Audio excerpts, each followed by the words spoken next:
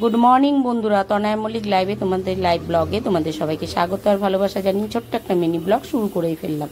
এই যে বাজার হাট নিয়ে বসে পড়েছি, কিছু রান্না করব না গো, আলু পেঁয়াজ নিয়ে বসেছি। মানে বুঝতেই পারছো রবিবারের বাজারে কি হতে পারে।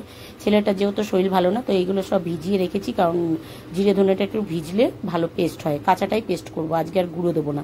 আর যে কর্তামশাই চিকেন নিয়ে চলে এসছে, এটা ধোবো এখন। ছেলে একটু জ্বরটা কমেছে বাবা, দেখি। হ্যাঁ, গুড মর্নিং বলে দাও তো বাবা আমার বন্ধুদেরকে।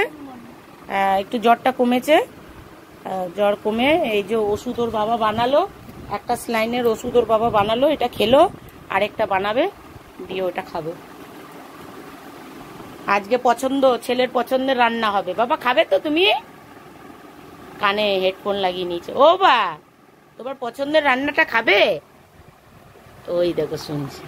এই যে এই ওষুধটা এখন বানাতে হবে। রান্নাঘরের রানী হচ্ছি আমি।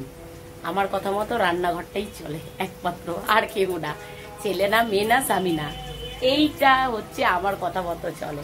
তো চলো রান্নাঘরে রান্না করছি। ভাত হয়ে গেছে, কর্তামশাইকে ডিমের পোচ দিয়ে ভাত দিয়ে দিচ্ছি, খেয়ে নিয়েছে বাবু, মেয়ে খেয়ে চলে গেছে।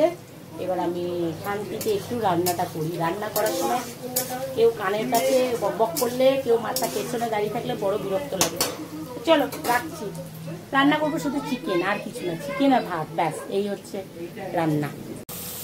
পেঁয়াজ ভাজছি, কর্তামশাই চিকেন ধুয়ে দিয়েছে, মশলা পেস্ট করে রেখে দিয়েছি, ব্যাস